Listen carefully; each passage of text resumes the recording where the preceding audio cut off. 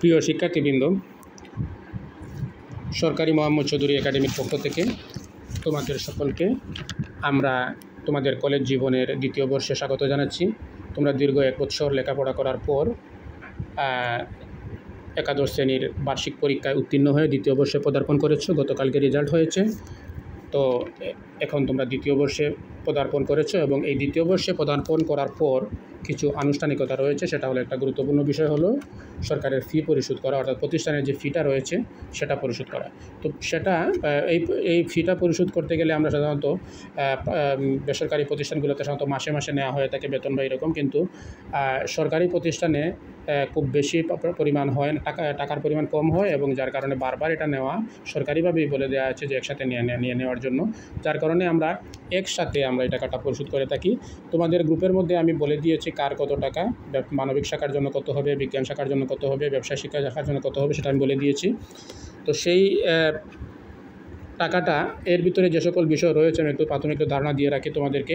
এটার মধ্যে কিন্তু তোমাদের 2টা পরীক্ষার ফি যুক্ত রয়েছে। আগামী 2টা পরীক্ষা তোমাদের হবে, একটা হলো নির্বাচনী পরীক্ষা, পার্ক নির্বাচনী পরীক্ষা এবং একটা নির্বাচনী পরীক্ষা। এই 2টা নির্বাচনী পরীক্ষার ফি কিন্তু এটার মধ্যে যুক্ত রয়েছে। এছাড়া 1 বছরের বেতন যুক্ত রয়েছে এবং অন্যান্য আনুষঙ্গিক ফি যুক্ত রয়েছে। তো যাই হোক, এই টাকাগুলো তোমাদেরকে পরিশোধ করতে হবে এবং এটা আগামী আমরা গতদিন আমরা বলে দিয়েছি তোমাদেরকে আগামী রবিবার, অর্থাৎ এই সপ্তাহের যে সময়টা রয়েছে শুক্র শনিবারও দেওয়া যাবে, যেহেতু এটা অনলাইনের মাধ্যমে পরিশোধ হবে, যে কোনো দিন দেওয়া যায়। সেই হিসাবে আগামী রবিবার পর্যন্ত আমরা এই টাকাটা পরিশোধ করব। তো এই ক্ষেত্রে তোমাদেরকে কিছু গত দিনের আলোচনায় আমরা বলেই দিয়েছি যে সেটা কীভাবে পরিশোধ করতে হবে এবং এখন বিস্তারিত সেটা আমি দেখিয়ে দেবো কীভাবে পরিশোধ করতে হবে। তো যেটা টাকা পরিশোধের জন্য বিকাশ পেমেন্ট পদ্ধতি আমরা অবলম্বন করি এবং সরকারি নির্দেশনা রয়েছে যে বিকাশের মাধ্যমে অনলাইন মোবাইল ব্যাংকিংয়ের মাধ্যমে টাকা নেওয়ার জন্য, যার কারণে আমরা বিকাশের মাধ্যমে টাকাটা নিয়ে থাকি। তো এটা দেওয়ার জন্য তোমাদেরকে যেটা করতে হবে সেটা হলো, তোমার বাবা মা অথবা তোমার নিজের অথবা তোমার আত্মীয়স্বজন অথবা তোমার বন্ধুবান্ধব যে কোনো পরিচিত জন যার বিকাশ অ্যাকাউন্ট রয়েছে এবং যার স্মার্টফোন রয়েছে এবং যার বিকাশ অ্যাপটা মোবাইলের মধ্যে রয়েছে, তার মাধ্যমে তুমি টাকাটা পরিশোধ করতে পারবে। এক্ষেত্রে তোমাকে যেটা করতে হবে সেটা হলো, একটা এজেন্টের দোকানে যেতে হবে। এজেন্টের দোকানে গিয়ে তোমাকে যে মোবাইল থেকে টাকাটা পরিশোধ করবে ওই মোবাইলে কিছু টাকা, যত টাকা তুমি দিতে চাও, যেমন তোমার ফি যদি 3,000 টাকা হয় সব মিলিয়ে, তাহলে 3,000 টাকা ওই মোবাইল থেকে ওই এটার মধ্যে দিয়ে দিবে। অর্থাৎ ওই মোবাইল নাম্বারে 3,000 টাকা ক্যাশ ইন করাতে হবে। তারপরে ওই মোবাইল নাম্বারে গিয়ে যে নাম্বারে তোমাকে ক্যাশ ইন, যে মোবাইল নাম্বারে ক্যাশ ইন করেছো সেই মোবাইল নাম্বারের বিকাশ অ্যাপে গিয়ে টাকা পরিশোধ করতে হবে। এবং এই বিকাশ অ্যাপে কীভাবে যাব, কীভাবে পরিশোধ করবো সেটা আমি কিছুক্ষণ পর দেখিয়ে দিচ্ছি। তো এক্ষেত্রে গুরুত্বপূর্ণ বিষয় হলো, আমি প্রথমে প্রেফার করব বাবা মায়ের বিকাশ নাম্বার অথবা ভাইয়ের অথবা আত্মীয়স্বজন অথবা পরিচিতজন। একান্ত যদি তোমার কারো পক্ষেই কারো এরকম আত্মীয়স্বজনের মধ্যে কারো যদি বিকাশ অ্যাকাউন্ট না থাকে, সেক্ষেত্রে তুমি বিকাশ এজেন্টের দোকান থেকেও কিন্তু টাকা পরিশোধ করতে পারবে। তবে বিকাশ এজেন্ট নাম্বার, যেটা প্রত্যেকটা দোকান যেগুলো রয়েছে বিকাশের, যেখান থেকে আমরা টাকা তুলি বা টাকা ক্যাশ ইন করাই, সেই সকল দোকানগুলোই হচ্ছে বিকাশের এজেন্ট। তাদের একটা এজেন্ট নাম্বার রয়েছে। তো বিকাশ এজেন্ট যারা রয়েছেন তাদের কিন্তু এজেন্ট নাম্বার থেকে টাকা পরিশোধ করার কোনো সিস্টেম নাই। তো এক্ষেত্রে এজেন্ট নাম্বার না হলেও তাদের এজেন্ট নাম্বারের পাশাপাশি তাদের নিজস্ব পার্সোনাল কিছু নাম্বার থাকে, বিকাশ নাম্বার থাকে, সেখান থেকেও চাইলে তোমাদের টাকা পরিশোধ করতে পারবে। তোমরা যদি গিয়ে বলো যে আমি এই টাকাটা পরিশোধ করবো, তাহলে তারা ব্যবস্থা করে দিবে। তো এক্ষেত্রে আমরা প্রেফার করবো কিন্তু তোমার নিজের কোনো আত্মীয়স্বজনের কাছ থেকে টাকাটা দেওয়া, অ্যাকাউন্ট থেকে টাকাটা দেওয়া, তাইলে সেক্ষেত্রে খুবই ভালো হয়। তো এক্ষেত্রে গুরুত্বপূর্ণ বিষয় যেটা, তুমি যে মোবাইল নাম্বার থেকে টাকাটা পরিশোধ করবে সেই মোবাইল নাম্বারটা কিন্তু তোমাকে মনে রাখতে হবে, অর্থাৎ লিখে রাখতে হবে। এবং সেই মোবাইল নাম্বারটা কোন নাম্বার থেকে তুমি টাকাটা পরিশোধ করেছো সেটা আমাদের অফিসে এসে ভেরিফাই করতে হবে, বলে দিতে হবে যে আমি এই নাম্বার থেকে আমার ফিটা পরিশোধ করেছি। এই নাম্বারটা যদি না বলো, আমরা যদি ভেরিফাই করতে না পারি, সেক্ষেত্রে পরবর্তীতে যদি কোনো জটিলতা হয় বা আমি টাকা দিয়েছি, টাকা কেন আসলে এরকম কিছু বলা যাবে না। তোমাকে অবশ্যই অ্যাকাউন্ট যে নাম্বার থেকে টাকাটা দিয়েছো, এটা এজেন্টের নাম্বার হতে পারে বা যে কোনো কেউ, তোমার ভাই বাবা যে নাম্বার থেকে টাকাটা দিয়েছো সেই নাম্বারটা তুমি আমাদের অফিসে এসে বলে যাবে যে আমি এই নাম্বার থেকে দিয়েছি। তাহলেই আমরা এটা ভেরিফাই করতে পারবো টাকাটা আমরা পেয়েছি কি না। তো এই বিষয়টা গুরুত্বপূর্ণ, তোমাদের নাম্বারটা মনে রাখতে হবে। আর আমরা গতদিন বলে দিয়েছি এটা বিদায় অনুষ্ঠান রয়েছে শিক্ষকদের, সেজন্য তোমাদের কিছু ফি নির্ধারণ করা হয়েছে, সেটা অধ্যক্ষ মহোদয় বলে দিয়েছেন। তোমরা এই নাম্বারটা বলার পাশাপাশি, যে নাম্বার থেকে টাকাটা দিয়েছো সেটা বলার পাশাপাশি তোমরা কী করবে, এই ফিটা এই যে ফিটা নির্ধারণ করা হয়েছে আমাদের বিদায়ী শিক্ষকদের জন্য সেটা তোমরা দিয়ে দেবে। তো যাই হোক, এখন আমি তোমাদেরকে বিকাশ অ্যাপে গিয়ে আমি একজন শিক্ষার্থীর ফি-এর টাকা পরিশোধ করে তোমাদেরকে আমি দেখাবো কীভাবে সেটা পরিশোধ করা হচ্ছে। তো আমি চলে যাচ্ছি বিকাশ অ্যাপের মধ্যে। প্রত্যেকেরই এইভাবে যাদের স্মার্টফোন রয়েছে তারা এখানে বিকাশ, যেমন এই যে বিকাশ অ্যাপটা রয়েছে, বিকাশ অ্যাপ দিয়ে তারপর এখানে আমি পিন নাম্বার দিয়ে আমরা ঢুকে গেলাম। পিন নাম্বার দিয়ে আমি এই যে বিকাশের মধ্যে ঢুকে গেলাম। বিকাশ অ্যাপের মধ্যে আমি রয়েছি। তো এখানে অনেকের ভাষা সেটিংয়ের ব্যাপার থাকতে পারে। ভাষা সেটিং যদি এখানে বাংলা হয় তাহলে বাংলায় লেখা থাকবে এই বিষয়গুলো, আর যদি ইংলিশ হয় তাহলে ইংলিশে লেখা থাকবে। তো এখানে এই যে মাঝখানে একটা দেখো সি মোর, এই সি মোর অপশন যে একটা রয়েছে, সেখানে বাংলায় যদি হয় সেখানে লিখতে হবে আরও সংযুক্ত এইভাবে লেখা থাকবে। আর যদি ইংলিশের সেটিং থাকে তাহলে লেখা থাকবে সি মোর। এই যে সি মোরটা রয়েছে, এই সি মোর অপশনে আমাকে যেতে হবে। আমি গেলাম সি মোর, আমি সি মোর অপশনে গেলাম। সি মোর অপশনে যাওয়ার পরে আমি দেখব এখানে এডুকেশন ফি, এই যে বইয়ের একটা ছবি রয়েছে, এই বইয়ের ছবির পাশে আমি এই বইয়ের ছবির উপরে আমরা ক্লিক করব। এডুকেশন ফি, এই যে এডুকেশন ফির আমাদের ড্যাশবোর্ডটা চলে আসলো।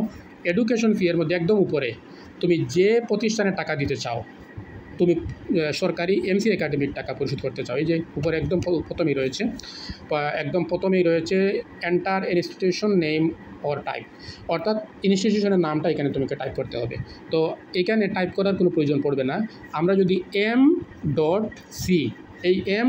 দিলেই আমাদের নামটা চলে আসবে। দেখো আমি দিচ্ছি কিন্তু m. দেওয়ার পাশাপাশি যে 2 নম্বর অপশন দেখো, গভ এমসি একাডেমি চলে আসছে। m. দেওয়ার সাথে সাথে এই যে উপরে আমি শুধু m.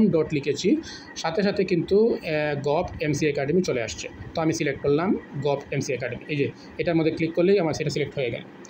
এই হয়ে গেছে, আর কিছু তোমার প্রয়োজন জরুরি খুব একটা নাই। এই যে আমার কাকে আমি টাকা দিচ্ছি, গভ এমসি একাডেমিকে টাকা দিচ্ছি। এখন আমি কার টাকা দিচ্ছি সেটা হলো একজন স্টুডেন্টের আইডি, এন্টার স্টুডেন্ট আইডি। তোমাদের একটা আইডি নাম্বার রয়েছে, এই আইডি নাম্বারের 3টা ফাইল আমি তোমাদের গ্রুপের মধ্যে দিয়ে দিয়েছি। মানবিক শাখার জন্য একটা, বিজ্ঞান শাখার জন্য একটা এবং ব্যবসায় শিক্ষা শাখার জন্য একটা ফাইল আমি দিয়ে দিয়েছি। তোমরা এখান থেকে খুঁজে নিবে তোমাদের আইডিটা। রোল নাম্বার দিয়ে টাকাটা দেওয়া যাবে না, আইডি নাম্বার রয়েছে, 6 ডিজিটের একটা আইডি নাম্বার তোমাদের রয়েছে, সেই 6 ডিজিটের আইডি দিয়ে তোমাকে টাকাটা পরিশোধ করতে হবে। আমি এখন দেখিয়ে দিচ্ছি আমি এখানে যাচ্ছি কীভাবে। যেমন এই যে দেখো বিকাশের মধ্যে আমি হোয়াটসঅ্যাপের মধ্যে আসলাম। এই যে এখানে সায়েন্সের রয়েছে, দেখো এই যে সায়েন্সের রয়েছে, মানবিকের রয়েছে, ব্যবসায়ের রয়েছে।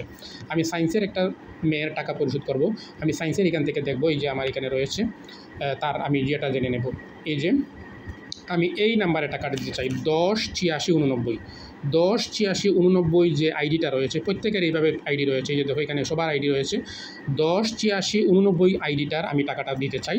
আমি চলে আসলাম আবার বিকাশ অ্যাপে, 108689 আমি লিখে নিব, 108689 আমি লিখে নিব। আমি এখানে প্রসিডে লিখে নিব, প্রসিড টু পে। 108689 লেখার পরে আমি নিচে দিয়ে দিব প্রসিড টু পে। তো কী হবে, এইখানে দেখো এই যে যার আইডিটা এখানে 108689, তার নামটা কিন্তু আমরা চলে আসছে এখানে, অন্দ্রিতা দেবনাথ। তার নামটা হলো অন্দ্রিতা দেবনাথ। অন্দ্রিতা দেবনাথের টাকাটা আমরা দিয়ে দিব। এই যে তার টোটাল ফি কত টাকা আসছে, 2906 টাকা, 2906 টাকা। এবং তার নামটা আসলে তোমাকে ভেরিফাই করতে হবে এটাই, যে এই তোমার আইডিটা দেওয়ার পরে তোমার নামটা এখানে দেখায় কিনা। নামের মধ্যে বানানোর মধ্যে 1-2টা ভুল থাকতে পারে হয়তো, ভুলের অনেক সময় তারা পাঠশালাতে যারা আমাদের যে সফটওয়্যার রয়েছে সেখানে যারা মেনটেন করে তারা হয়তো অনেক সময় ভুল করতে পারে। তো এই নামের বানানোর নিয়ে কোনো সমস্যা নেই, যদি তোমার নামটা এখানে তাকেতে বুঝে নিবা তাহলে তোমার টাকা ঠিক আছে। তোমার আইডি এবং তোমার নাম, অর্থাৎ এখানে আইডি দেওয়ার পরেই তোমার নামটা চলে আসবে এবং টাকার পরিমাণটা চলে আসবে। এই যে টাকার পরিমাণ 2906 টাকা চলে আসছে। এটার সাথে বিকাশ ফিটা আমরা এখানে সব নিচে এখানে দেখো ট্যাপ টু কন্টিনিউ করার জন্য আমরা এই সব শেষের লাইনে যাব। এখানে ক্লিক করলেই আমরা টোটাল কত টাকা দিতে হবে সেটা চলে আসবে। আমি দিলাম এই যে নিচে ট্যাপ টু কন্টিনিউ, এই যে ট্যাপ টু কন্টিনিউ, এটা দিলে এখন এখানে টাকাটা দেখাচ্ছে আমাকে 2906 টাকা হলো মূল অ্যামাউন্ট, তারপর 43 টাকা হচ্ছে বিকাশ চার্জ, আর টোটাল দেখাচ্ছে 2949 টাকা 59 পয়সা। 2906 টাকা হলো মূল টাকা, তারপরে 43 টাকা বিকাশ চার্জ এবং সব মিলিয়ে হলো 2949 টাকা 59 পয়সা। এখন আমি এখানে আমার এই ইয়েটা দিয়ে দিলে, এই যে আমি আমার পিনটা দিয়ে দিলেই আমি টাকাটা পেড হয়ে যাবে। আমি পিনটা, এই যে এন্টার পিন, আমার পিনটা দিয়ে দিচ্ছি। পিন দেওয়ার পরে আমি কনফার্ম পিন এখানে মান দিব, তারপরে আমার সম্পূর্ণ রেডি হয়ে যাবে। তারপরে যে নিচে যে বিকাশের সাইনটা রয়েছে এখানে ট্যাপ করে ধরে রাখলেই টাকাটা পরিশোধ হয়ে যাবে। আমি ধরে রাখলাম, এই যে টাকাটা পরিশোধ হয়ে গেল। টাকা পরিশোধ হয়ে গেল। হ্যাঁ, এই যে এডুকেশন ফি এত টাকা পরিশোধ হয়ে গেল। এবং এই যে এই জায়গাটার একটা স্ক্রিনশট এখানে আমরা ইয়েও পাবো, একটা ডিজিটাল রিসিটও পাবো। তবে এই যে এই জায়গাটার যে জায়গাটা আসছে সেটা হলো এই যে ট্রানজ্যাকশন আইডিটা এখানে রয়েছে, CH3 এইভাবে একটা আইডিটা রয়েছে, মানে ট্রানজ্যাকশন আইডি রয়েছে। এই আইডিটাই আমাদের জন্য দরকার, এবং যে নাম্বার থেকে দিয়েছো তোমাদের তো মনেই আছে, নাম্বারটা দিয়ে দিবা। আর আমি এই জন্য এটা যদি রেখে দিই, আমি এই যে এটা একটা স্ক্রিনশট আমি রেখে দিলাম, এই যে স্ক্রিনশট আমি রেখে দিলাম এই জায়গাটা, দিলে আমরা বুঝে নিলাম যে আমি টাকাটা পরিশোধ করেছি। এই হলো মোটামুটি প্রসেসটা। তোমরা এইভাবে টাকাটা দিয়ে দেবে এবং আগামী রবিবার পর্যন্ত দেওয়া যাবে। এরপরেও যদি কেউ টাকা পরিশোধ করতে না পারো তাহলে আমাদের সাথে যোগাযোগ করবে, আমরা বলে দিব। আর আরেকটা বিষয় যেটা হলো যে এই যে আমি তোমাদের যে ফিটা নির্ধারণ করেছি সেই ফির ক্ষেত্রে কিন্তু ইয়েটা রয়েছে, যাদের কিছুদিন আগে আমরা সরকারি উপবৃত্তি কিন্তু বন্টন হয়েছে, সরকারিভাবে তোমাদের মোবাইলে চলে আসছিল উপবৃত্তির টাকাটা।